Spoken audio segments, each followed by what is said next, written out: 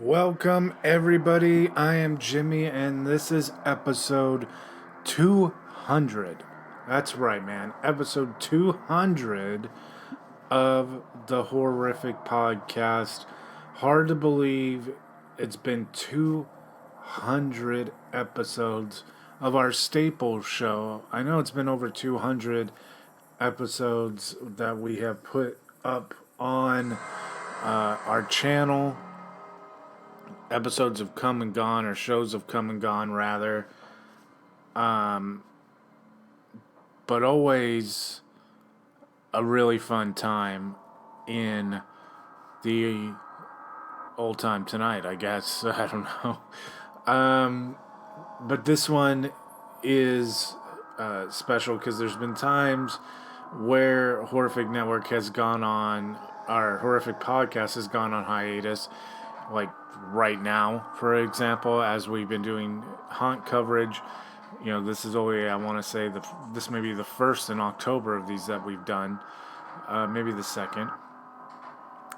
But a lot of haunt season episodes is why these are typically kind of in short supply during the month of October. But there's enough I feel to talk about, and there's been a special Sinister Creature Con panel that I've been sitting on for a while because I knew I wanted it to be on the 200th podcast, and that is Kane Hodder.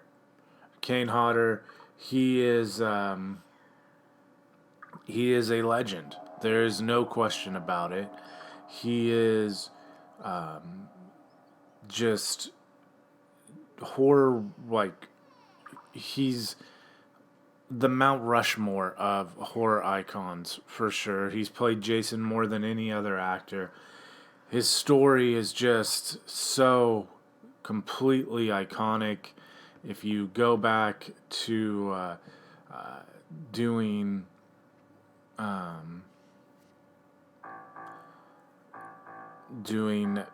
you know, old school horror films in the 70s and 80s, and some of his roles, you know, Jason Lives was C.J. Graham, and then after that, King kind of took it over for a while, and he was Jason X. He was the Jason for Jason Goes to Hell.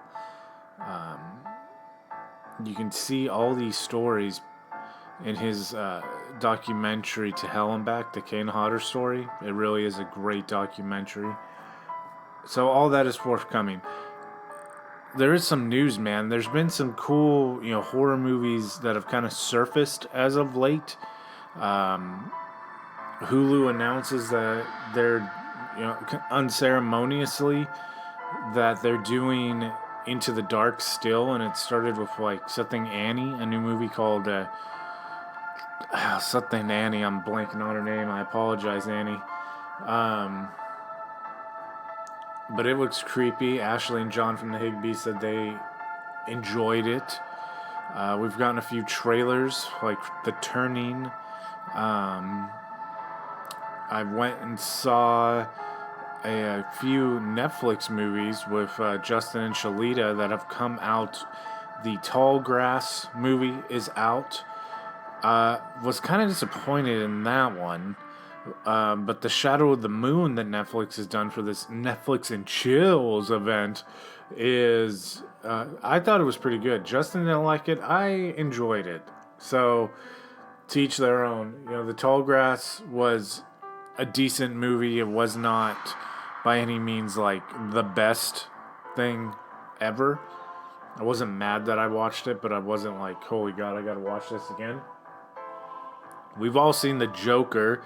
That movie has, you know, shocked everybody to their cores. Kane, me, Justin, Shalita, everybody who's seen The Joker out of our group. I know there's been a whole lot of mixed reviews and mixed responses from a lot of people, but the majority of us have really enjoyed that film. So, there's that. More haunt season coverage is coming. Last weekend I went to, we still have this week coming out the Del Oso show, the Ultimate Terror show, and the Higby show should all be out this week. This week, as far as physical visits, we will be doing the Pirates of Emerson on Thursday. That's where we will be. And I believe that's really our only visit. We'll be back at Higby the Saturday.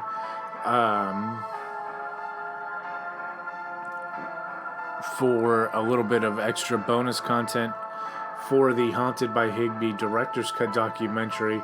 I will be in the Crinkles Cafe on, I believe, Saturday night the 19th. So if you are in the area for Higby on Saturday the 19th, definitely come on out and say hello to us.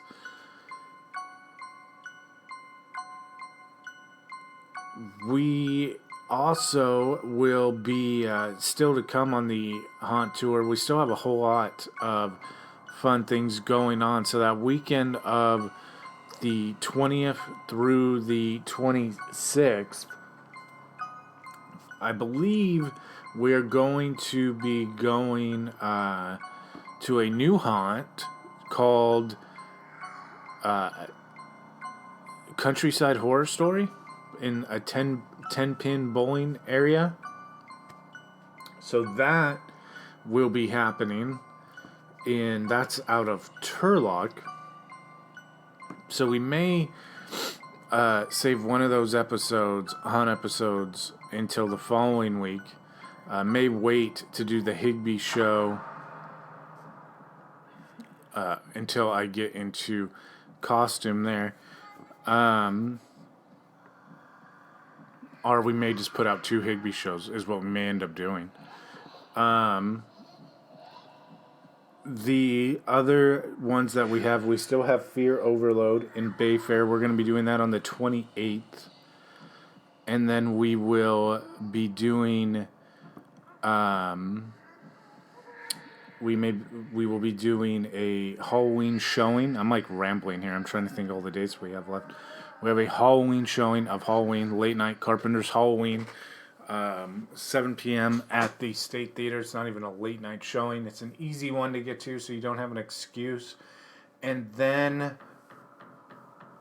the final weekend of October, we have Higby bringing us... Oh, we also have the Great America Halloween Haunt. That's something that Higby's going to be doing this weekend, covering for us. So there's your other show. So we're in good shape. But then in November, we still have that first weekend, more haunts with Higby and myself going. And when I say Higby, I mean John's group that goes down to LA with him. They're going to be doing Knott's Scary Farm, and the Queen Mary Dark Harbor on the last operating weekend of haunts, really, November 1st and 2nd. And then I will be doing Halloween Horror Nights, and that'll be kind of the last haunt show. And then we may do like a season finale after that weekend of all of us just kind of getting together and talking about what our favorite attractions of the year were. I will say this for Higby, coming from the perspective, and I understand I'm biased. I am very biased. Higby Horror Haunt was outstanding. What they have done in that building, I cannot believe it. I can't believe it. It is just unbelievably awesome. They made a building that is so brightly lit. They made it nighttime. and it blew me away.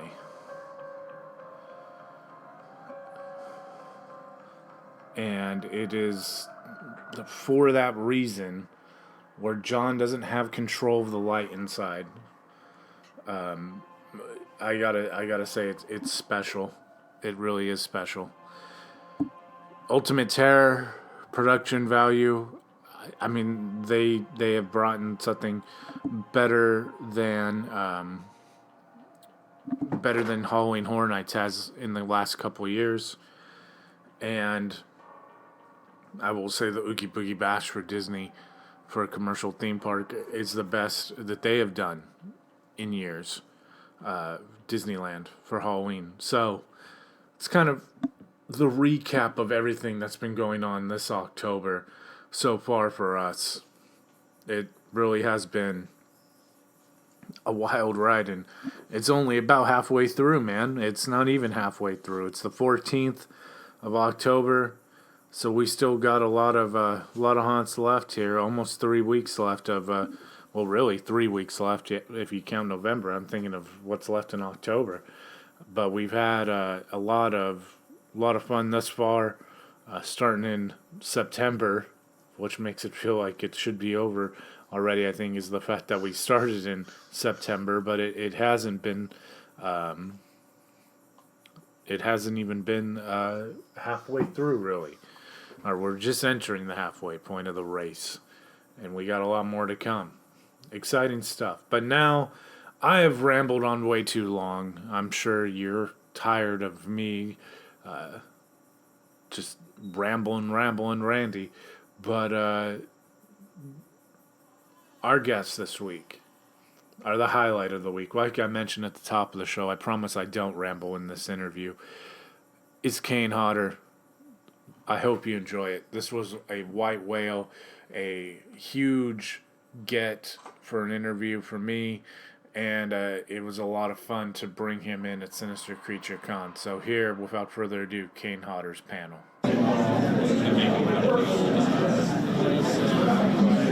All right, everybody, the time has come. Please help me welcome to Sinister Creature Con Jason himself. Everybody, Kane Hodder.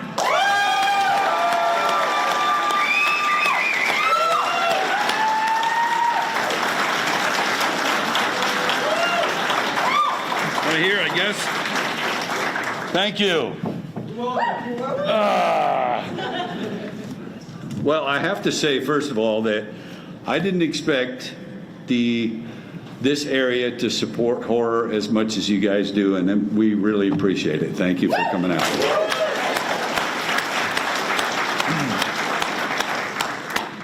Can I use this one, or it doesn't? No, this one right here. Yep. Okay. So, how has your day been? Very busy.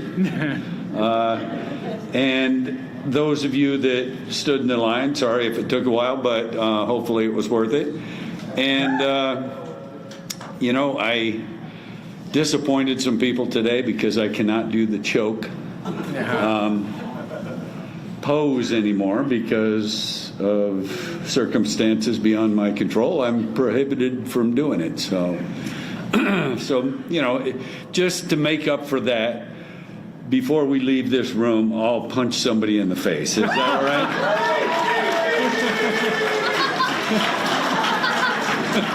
No, you already know it's you, right?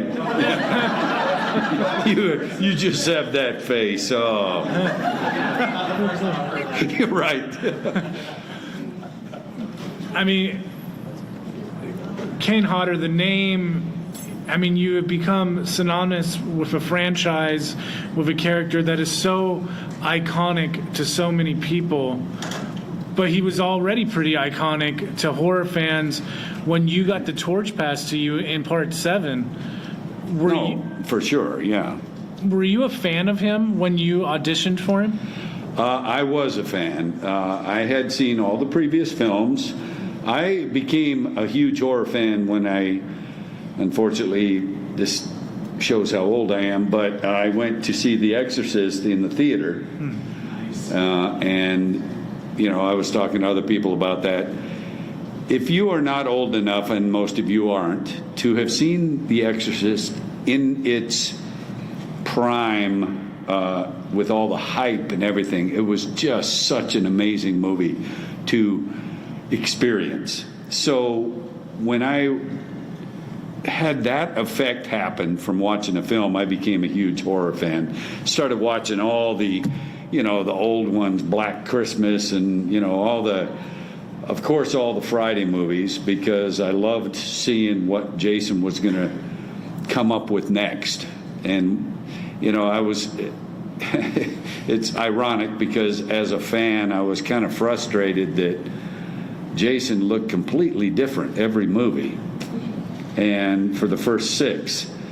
And I thought, once I became the character, I said, I'm not going to let that happen anymore. Well, guess what?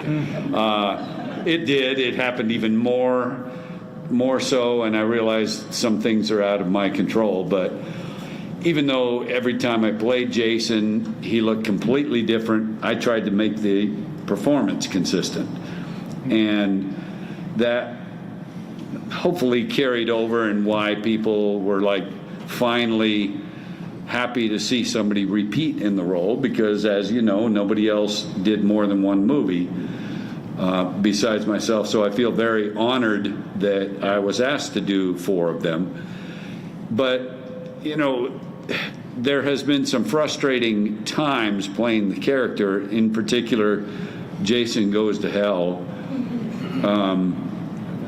I was never in the movie that much, beginning and end, and then the evil of Jason went through other people, which really wasn't a bad concept. But I thought, as a fan, I would love to see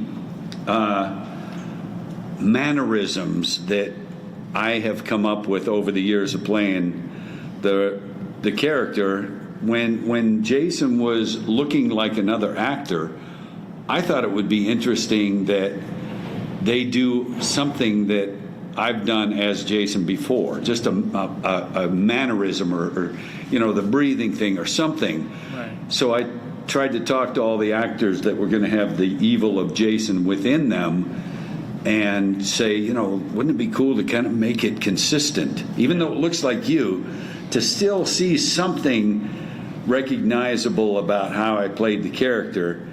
And every single one of them were like, and my Jason wouldn't do that. Wow. So shot the whole thing to hell, and my idea was never implemented because they all had their own ideas about Jason, and I understand that because I did the same thing. But when you're temporarily Jason, I just thought it would be an interesting consistency to see, and it just didn't happen. But and by the way, that was my least comfortable version of Jason I ever played, was Jason Goes to Hell. The suit was incredibly hot. I mean, I've always been hot in like the Part 7 stuff and other versions, but never as bad as Jason X. And so I had to wear a cool suit, and you've heard about all that. But it was the most difficult. So I almost didn't mind not being in the makeup as much, because Part 7, I had to do the 3.5 hours of makeup every day. Yeah. Even though I had the hockey mask on, it was still all the prosthetics underneath. Yeah. Every single day. So that got exhausting. But that's taking it off too. Like after you've worked all day, you got to sit there and let them take it all off. Right. It takes at least an hour to remove it. And that's after you've shot for 12 hours. Yeah. 3.5 hours to get into it, shoot for 12 hours, hour to get out. Then you go back and sleep for a little bit and start the whole process again. So it's not real glamorous, but I always loved it. When you're in each suit, you talk about the Jason Goes to Hell being the most uncomfortable. Which one was your favorite as far as them getting you in the aesthetic, and then you see yourself in the mirror and you're like, man, I'm freaking Jason? Like, Well, that had to be part 7. 7. Just because it was the first time that I was playing the character, and it's still my favorite version of Jason that I played was part 7 because the makeup looked so amazing. And you guys know that we recently lost John Beekler. Yeah. He died this year, and I spoke at his funeral myself. Bill Butler, who was played a character and did help do my makeup every day too, and Howard Berger from KNB, he spoke as well. So I've always credited John Beekler as being the reason that I played Jason, and he absolutely was. Nobody else thought I could do it other than Beekler, and that's why he financed a screen test. Yeah. With his own money, which I didn't find out till like 2 years ago. He paid for an entire screen test of me in the makeup, shooting it on film, editing, so he could present it to Paramount and say, look, this guy works. Mm-hmm. Let me hire him as Jason. And that's what got me the job. So when you're there too, number 7, you're talking about being favorite of yours just because it's the first time you put it on, but that fight sequence, which led to you setting the burn record, that's really cool to watch, because even though she wasn't Carrie, like all the horror fans were like, dude, it's Jason versus Carrie, telepathic. Right. And that whole sequence, like, there's some really, really cool kills to watch throughout your career. I mean, we'll talk about Victor Crawley in a minute, but Jason X, when the freeze dry, when you smash her frozen face in. That's a classic. Frozen head, sleeping bag, frozen head, punching the motherfucker's head off on top of the building. That's up there. Those are some good kills. But she's the only one that really puts up that much of a fight with you. Right.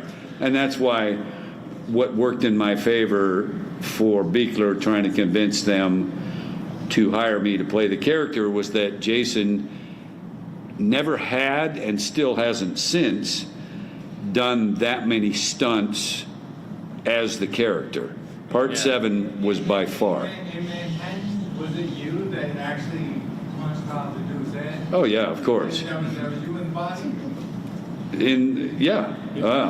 Every shot is Jason in Jason Takes Manhattan is me, except for getting hit by the police car, because they were worried that, because when you do a car hit, we call it, you can get pretty banged up, and they were worried that if I got too banged up, I wouldn't be able to work the next day. So they made me let somebody double me for that shot. And then at the end, we were behind schedule, and I had to let that same guy do one shot coming out of the train and getting electrocuted.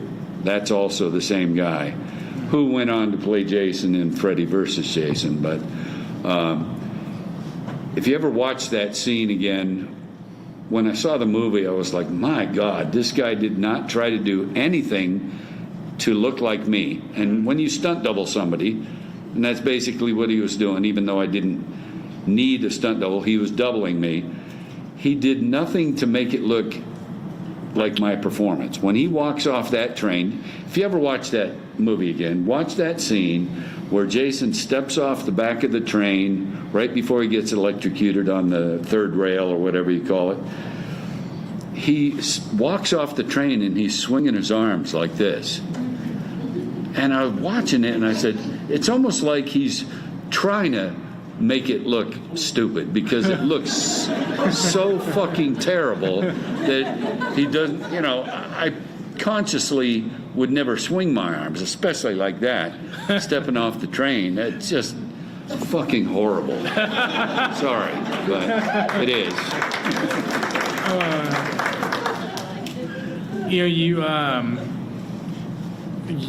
You mentioned what Freddy vs. Jason and you not doing it, but that in turn led you to the Hatchet franchise.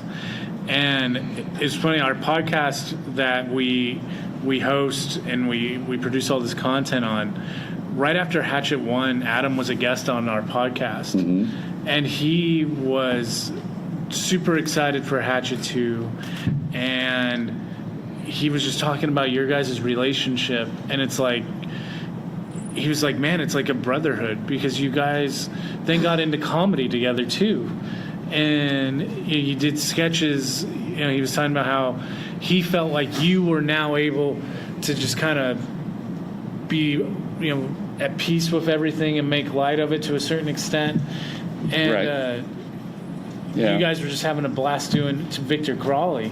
Well, and the fact that Adam was good enough writer to incorporate very funny scenes in the Hatchet movies, where it doesn't take away from the scary parts when I'm around. He realized that there's no reason a horror movie can't be funny when the main character's nowhere near. So you don't compromise the fear by incorporating comedy. You just add to the scenes.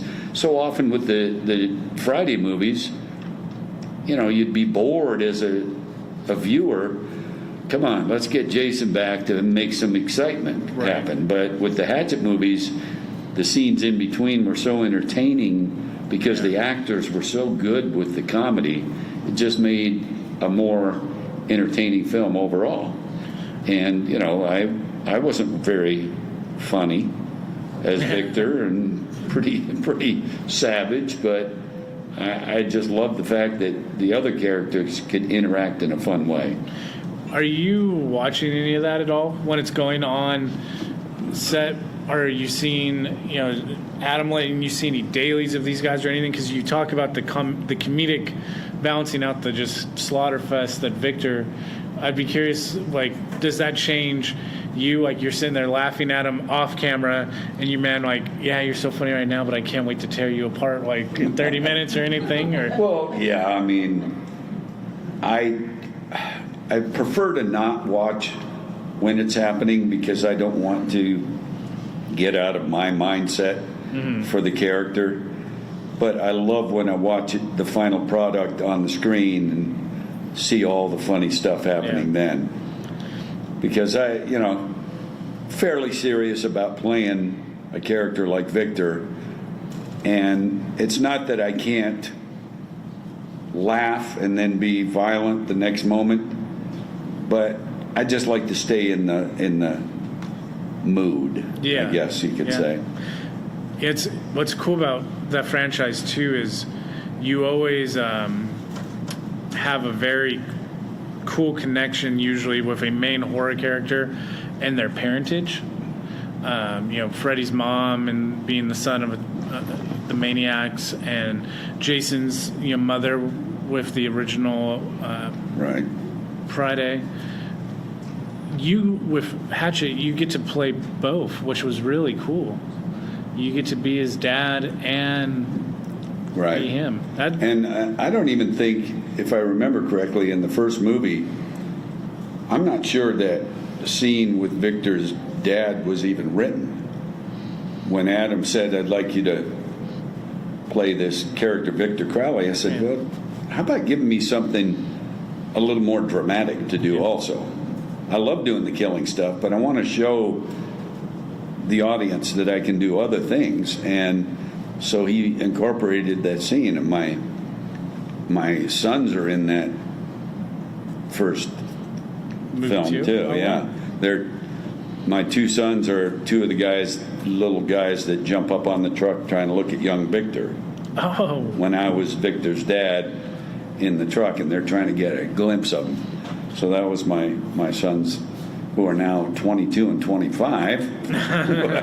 They were like 5 and 8, something like that at the time. But so Adam was happy to give me something where I could show some emotion.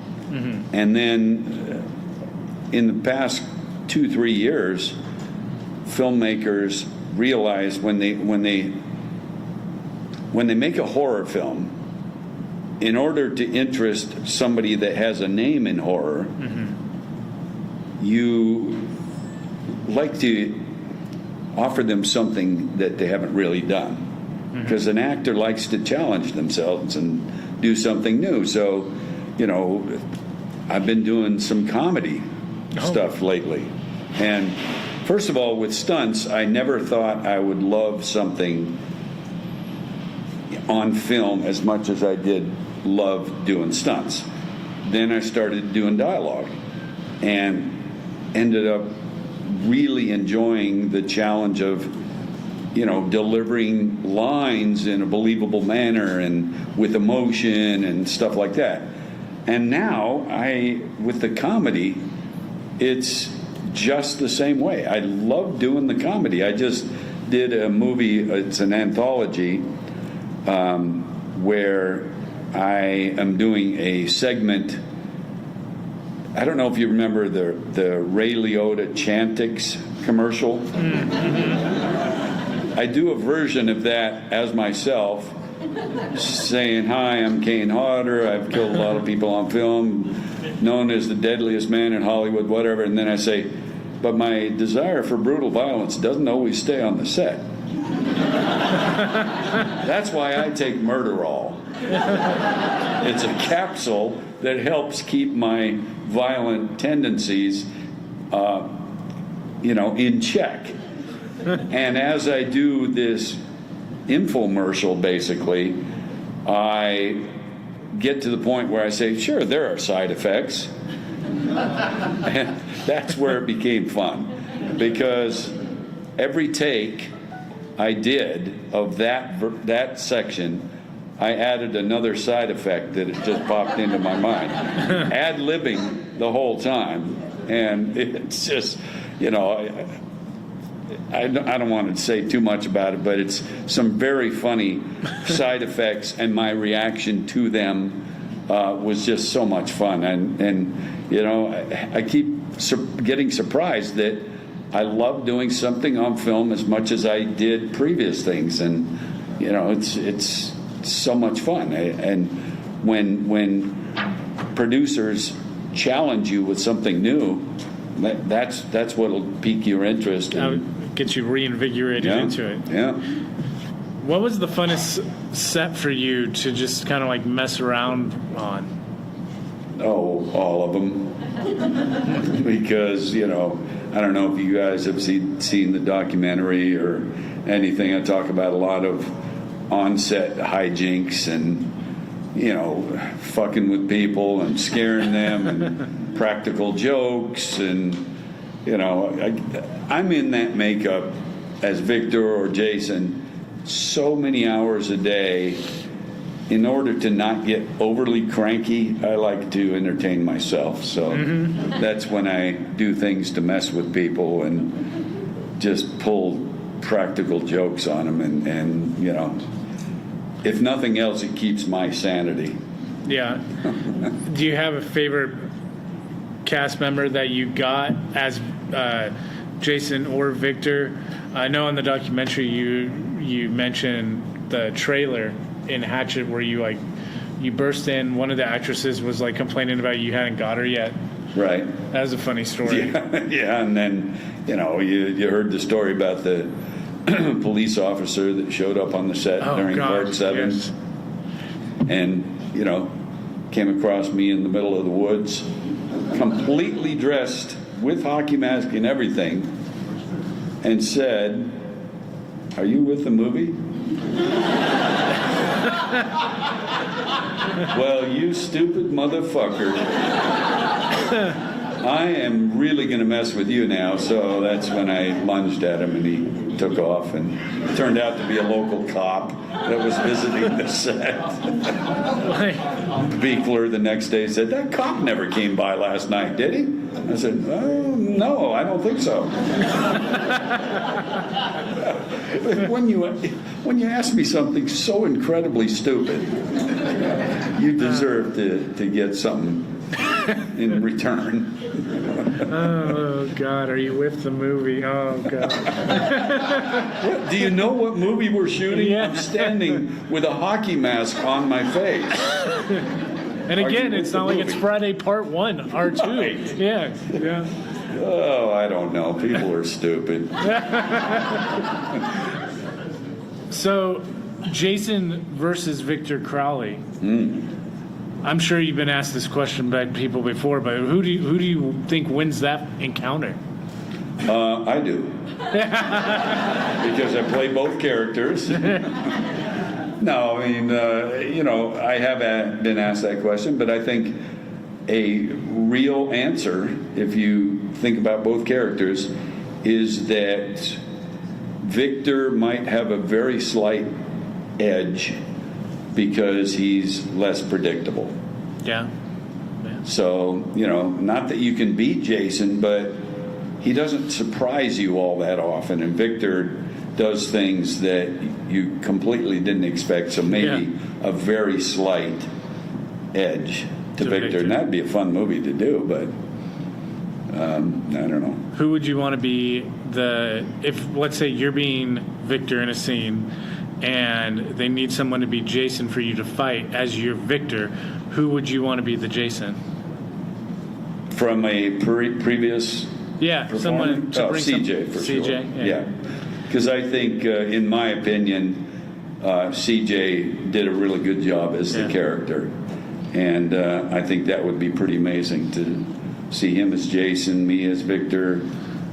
It's kind of cool to see you evolve because the jump before CJ to CJ, like he becomes very fast and he really has that killing machine.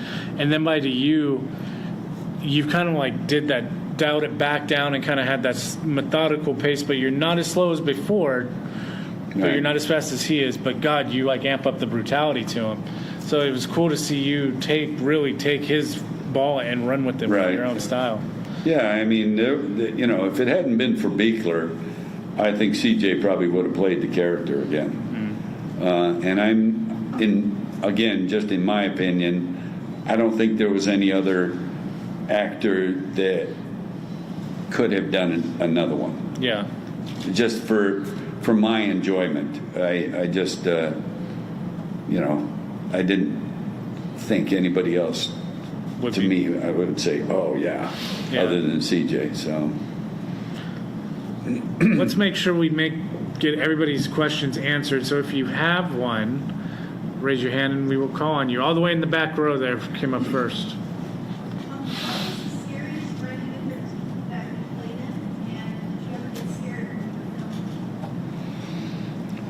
So the scariest one while filming? Oh boy, none of them. I mean, if you've ever been on the set of a film, even scary films and stuff like that, it's not very scary because things are done in such short pieces, and it doesn't become scary until the editing process and the music and everything. I would say that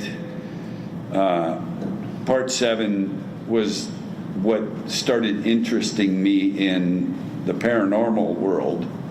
And that's why I formed this group, Hollywood Ghost Hunters, with my buddy Rick. Because some odd things happened on the set that were like, why would that happen?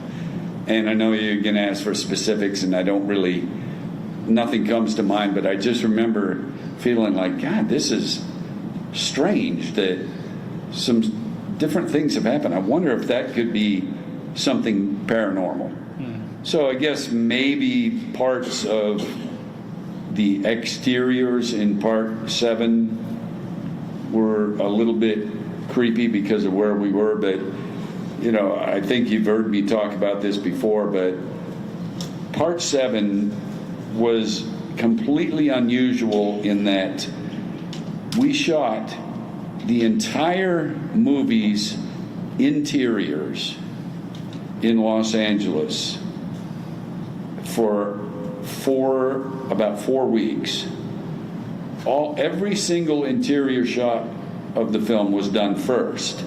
Then we went to Alabama and shot all the exteriors, which is, I've never had another film shot like that. before or since, and I've done like 170 films now. So it was so unusual to do a film like that and keep your performance consistent.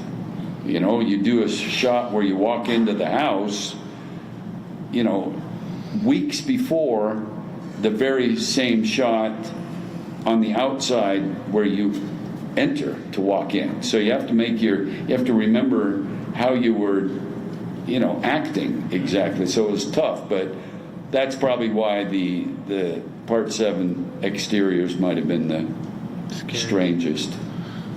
Guy right here with the bracelet on. Me? Yeah. Okay, hello, Mr. Hodder. I guess my question is favorite 80s horror flick? 80s? Interesting, because I always say The Exorcist, as I said before, but that was 70s.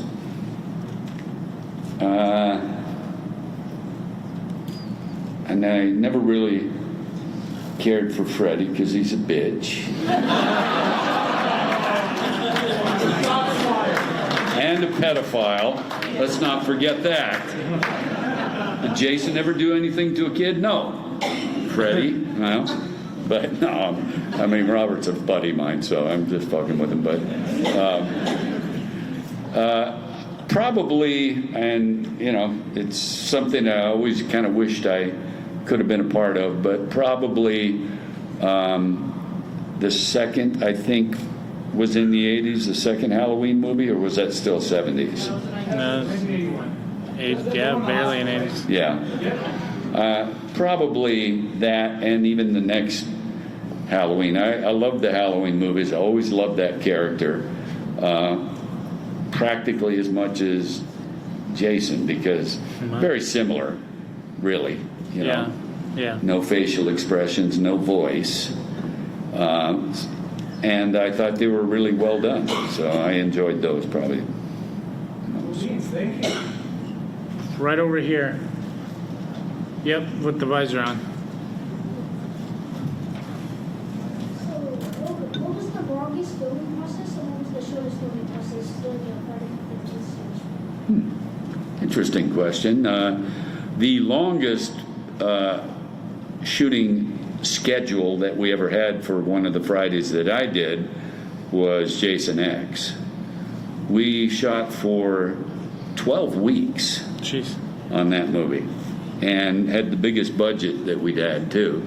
So, you know, the previous three really that I had done were about 7-8 weeks each. Part 7 was 8 weeks. Part 8 was 8 weeks. Jason Goes to Hell, I think, was only 7 weeks for me. And then Jason X was 12 weeks. And that's pretty long for a horror film. And like I said, bigger budget. So we shot that in Toronto. And Part 8 was done in Vancouver, Canada. And 7 was, you know, L.A. and Alabama, and Jason Goes to Hell was all L.A.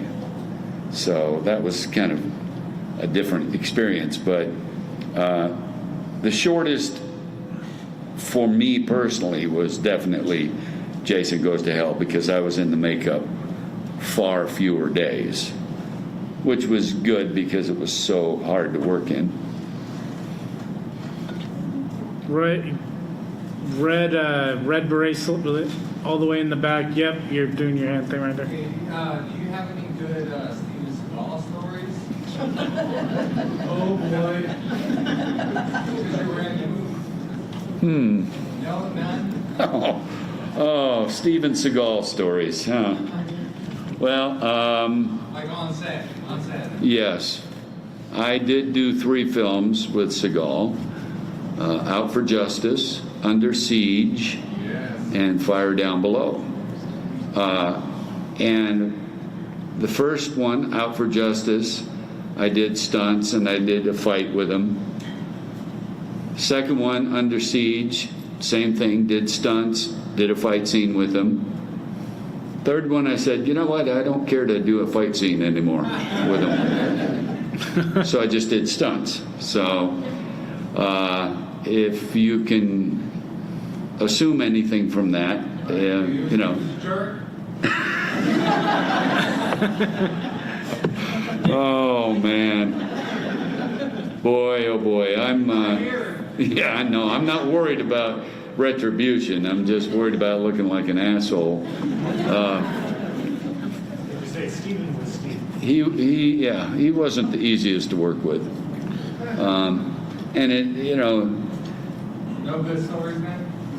Oh yes, plenty of them, but maybe not in this platform here.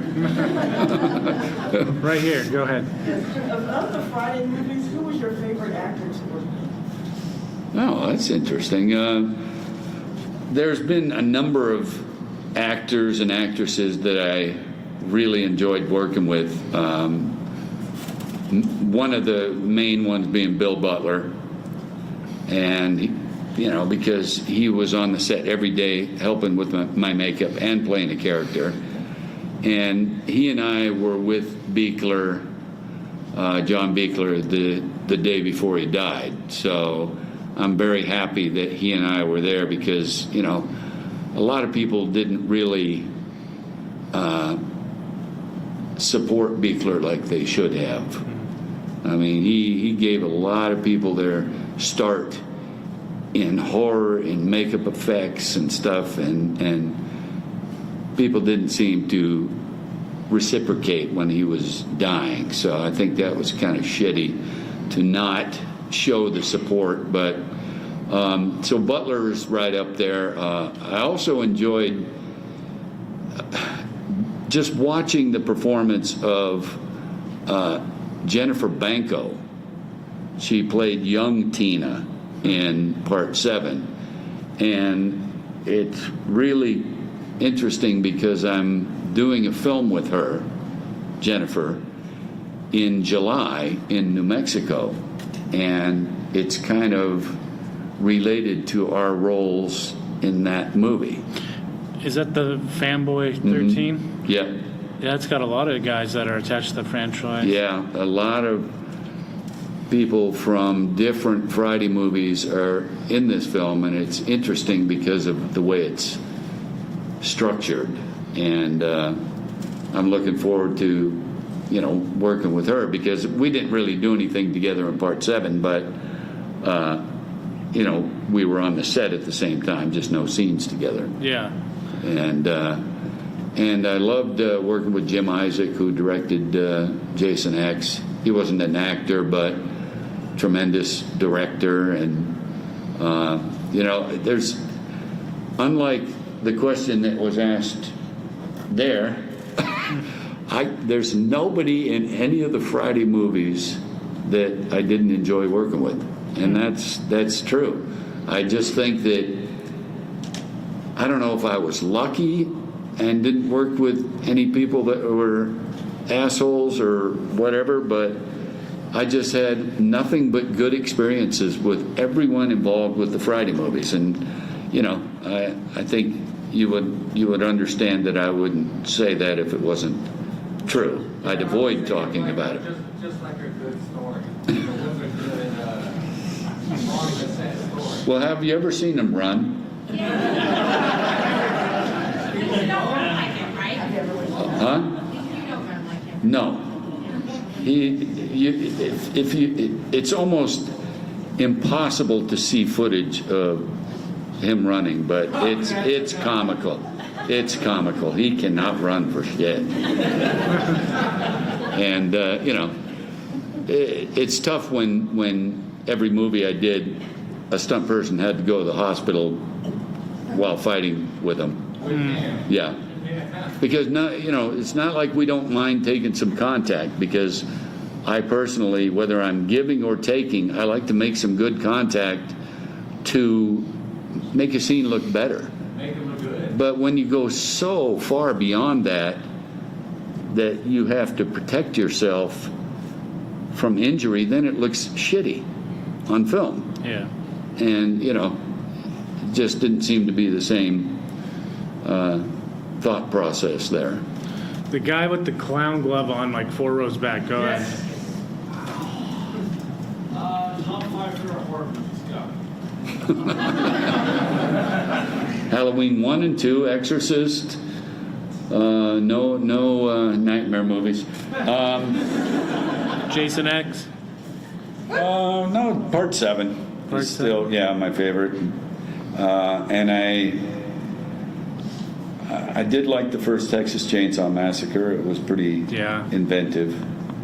And Black Christmas I thought was interesting. So.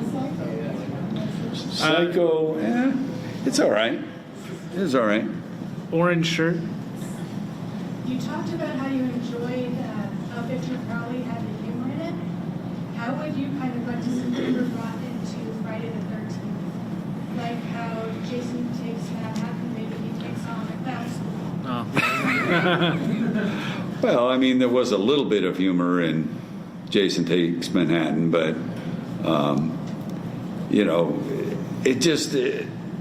it wasn't written the same way where you really enjoyed the interactions between the other characters, the way Adam Green writes stuff and makes it so much fun to watch what they're doing in between my violent spurs. Go ahead. Oh yeah, first of all, like you're the best Jason, the only Jason. You terrorized me as a kid.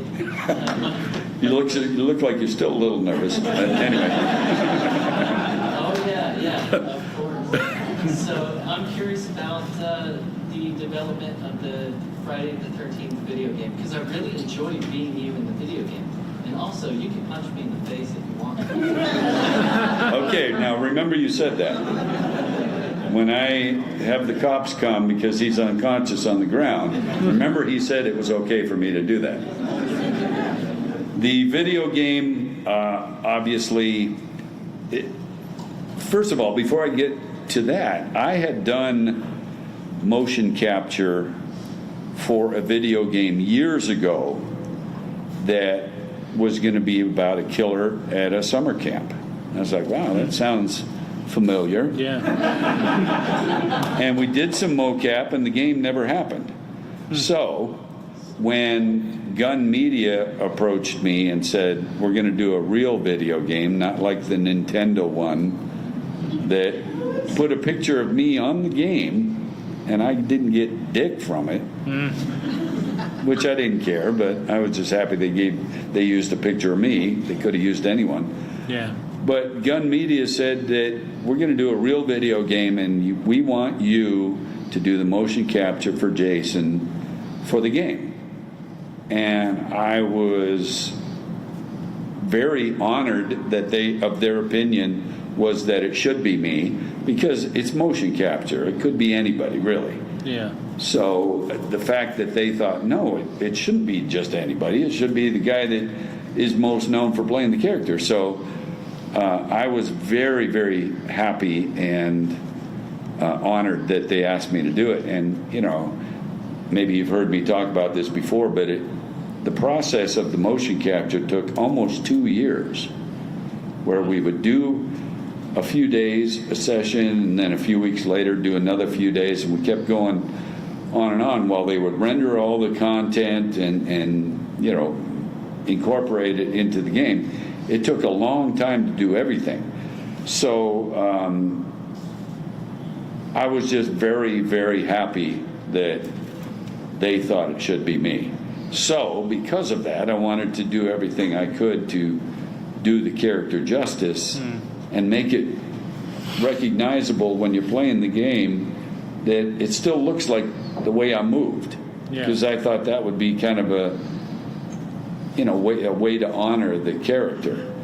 So that's what I did, and every single male victim in the game is one stunt guy that I used for the whole 2 years, and the female victims are 2 different stunt girls. But so for 2 years, that guy's job was to come to work and get killed by me wearing spandex. I know, that's scary already. I know. Spandex bodysuit with sensors everywhere. Boy, yeah, that is scary. Now that I think about it. Go ahead, man.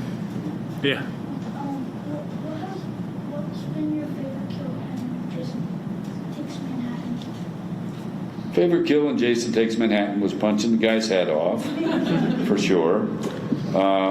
Favorite kill in Part 7, sleeping bag.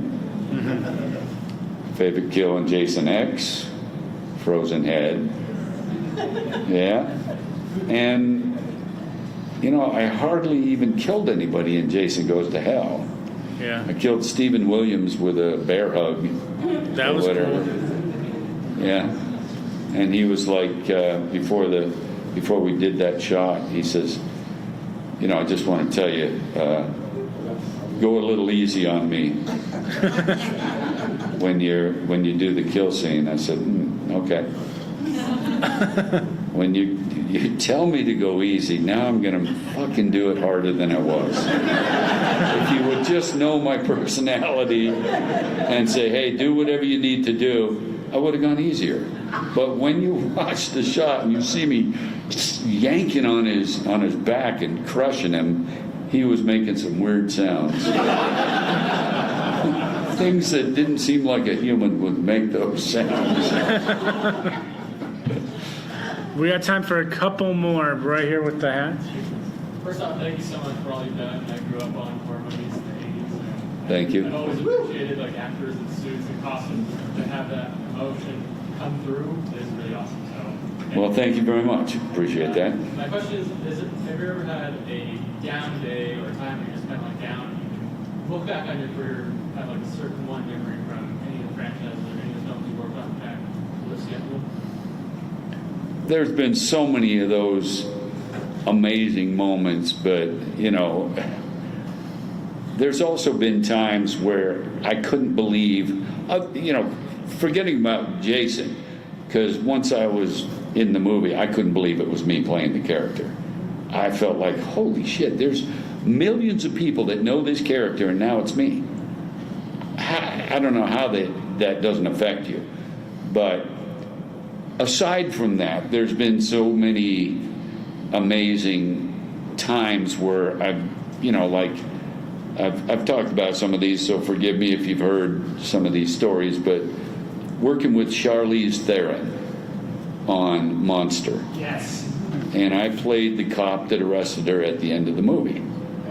And everyone on the set, while we were shooting the movie, there was all talk about she's going to win an Oscar for this performance, because every day we would watch her do stuff that was jaw-dropping. It sounds like a cliche, but in her performance, it would be unbelievably uncanny what she would do that made it seem like she was Eileen Wuornos. So to be a part of that, and even though we didn't know she was going to win an Oscar, she did for that role. And, you know, I did a scene with her in an Oscar-winning role. That's kind of cool. For a guy that's a stunt guy, really? I've never been trained as an actor. And so if I have any talent, it's watching people like that. And, you know, then another time being on the set of Seinfeld. I did an episode and I did a fight scene with Kramer on Seinfeld, and that's when it was in its height of popularity, and now I'm on the set working, you know, performing, you know, things like that, and having working on Enemy of the State with Will Smith and Gene Hackman. And again, sorry if you've heard this story, but all the stunt guys were sitting around on the set, Enemy of the State. We were in Baltimore, I think it was at the time. And we're sitting around, and Gene Hackman comes walking over to us and says, hey, fellas, I understand you have a videotape in your possession that I'd like to borrow. And we're like, not sure what he's talking about, but some of us knew. He goes, yeah, it's a video of Pamela Anderson. Motherfucking Gene Hackman borrowed our porno tape of Pamela Anderson. How cool is that? Come on. That's just amazing. We're like, you're one of us, Gene. Because we had worn that thing out. That's when it was like everybody wanted to see that thing.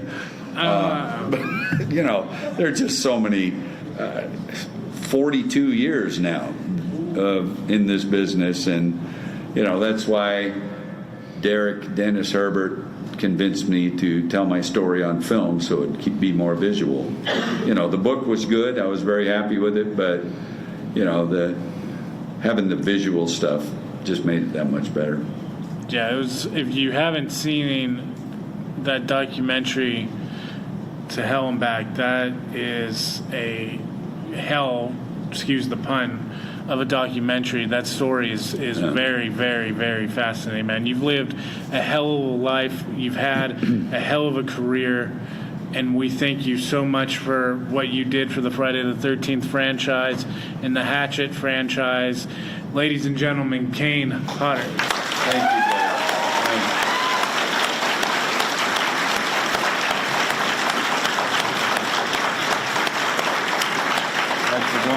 Yeah, thanks, man.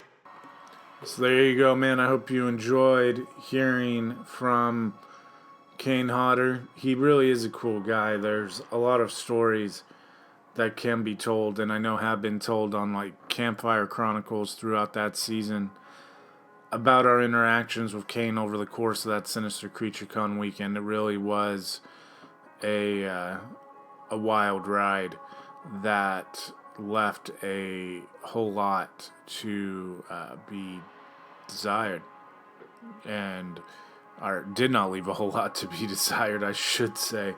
He really did. It was one of those adages that say don't meet your heroes, you'll always be disappointed. I can tell you right now, meeting Kane Hodder, not a disappointment.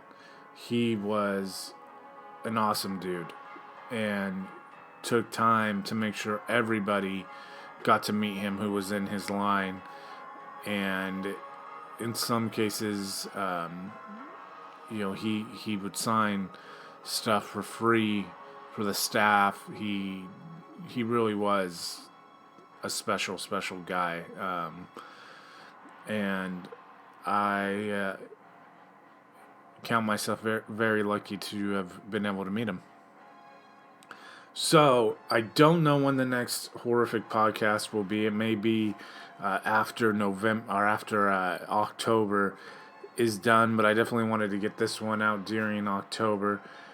We just got a lot of hot shows to put out and together, and I am in the middle of making a Haunted by Higby documentary, a short version, and then a longer version will be forthcoming after October, but the short one will be out, hopefully, should be, by the end of October.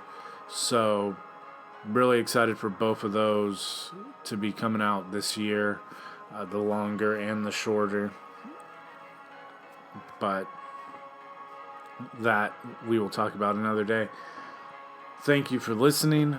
Hope you're having an awesome October, you guys. And stay spooky.